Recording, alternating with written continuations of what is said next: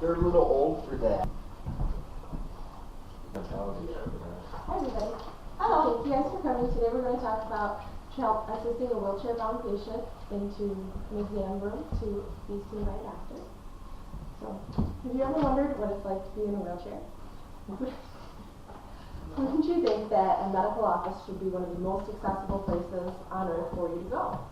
It's the medical assistant's job to make sure that this is actually the case.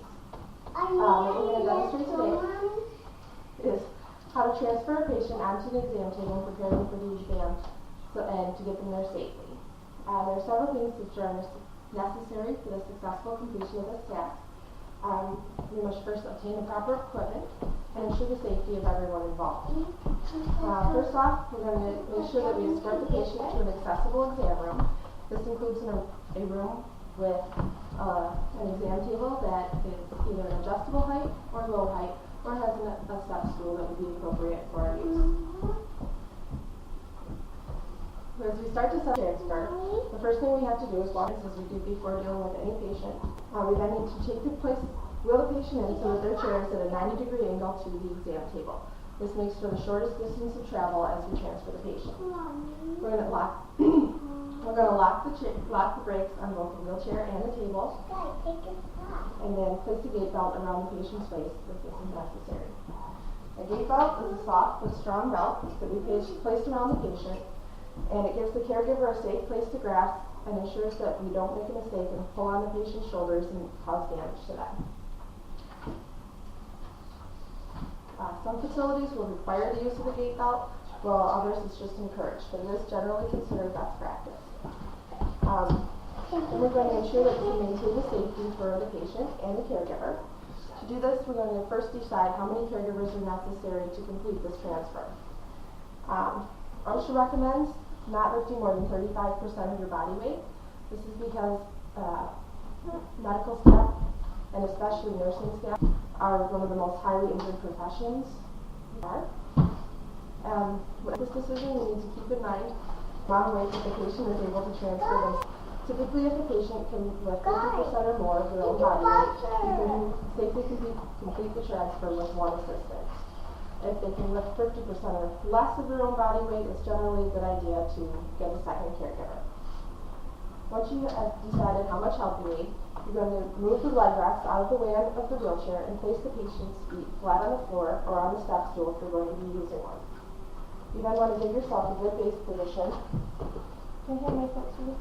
Okay. To do that, you're going to place your legs far enough apart. Bend your knees, never at the waist. And you're going to align your knees with the patient's knees so that you're on the same plane. Then you're ready to initiate the transfer. With one person, you're going to have the patient grasp your shoulders, and you're then going to place your arms around the patient under their arms. You want to ensure always that you never allow the patient to grasp around your neck, as this is very dangerous to the caregiver. If the patient seems like they're prone to do this, you can also have the patient cross their hands in front of them. Again, you want to be sure not to pull on. You're going to reach around the patient and either grasp behind their wrist, or this is where it's really helpful to have the gate belt so that you can pull on that and not the patient. You're then going to tell the patient, always keep them informed of what you're doing. You're going to say on 3, we're going to stand up. You then count to 3 and stand with the patient. You're then going to complete your pivot towards the exam table. You always want to make sure as you're setting up that if the patient has one side stronger than the other, that you're moving towards the patient's stronger side. You're going to complete the pivot towards the table and ensure that the patient can feel the table with the back of their legs. This ensures that they feel nice and secure and they know that they're going to be sat down on a surface and that they won't be falling. So we're going to demonstrate that now. You place the gate belt around the patient.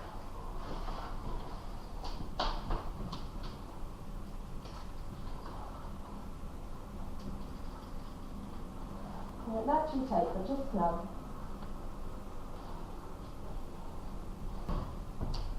You gotta move so you don't get stuck.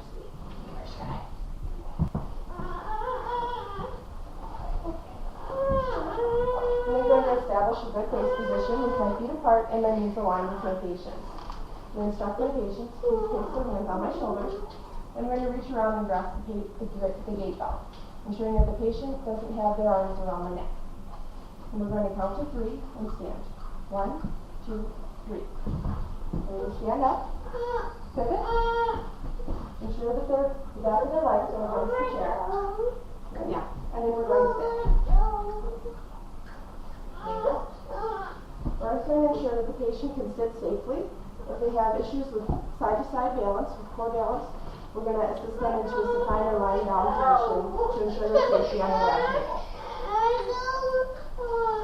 There's 2 people. The procedure is very similar. What you're going to do then is stand with one person on either side of the patient. You're going to instruct the patient to hand on the back of your shoulders, and you're going to reach across behind the patient. At this point, you're either going to lock arms with your other caregiver side, or you're each going to grasp the gate belt firmly behind the patient. Then you're going to want a wide base, and your knees lined up with the patient. As you both stand, again on the count of 3, keeping the patient informed of what you're doing. You're going to pivot towards the chair, and you're going to make sure that you're pivoting towards the stronger of the caregivers. Again, align the patient's knees with the back of the table so that they can feel it, and then lower the patient to the table. Once you've successfully completed the transfer and have the patient in a safe position, you're going to finish getting the patient ready for the exam. This includes disrobing the patient and donning the gown if necessary. As you're doing this, you always want to maintain the patient's safety and dignity and their privacy, and you never leave the patient in an unsafe position. Patients who are wheelchair bound obviously can't get up and just go to the door and look to see if there's a nurse available if they need something, and they may not be able to call for help. This is important to make sure the room is equipped with a safety call button so that they can push the button and call if necessary, particularly the gap between when you're finishing and when the doctor's going to actually come in to see them. By following this protocol, wheelchair-bound patients who come into your clinic will feel welcome and well cared for. Furthermore, teaching the patient how to direct his or her own affairs will empower them to ensure that the process is taken care of safely each and every time that it is done.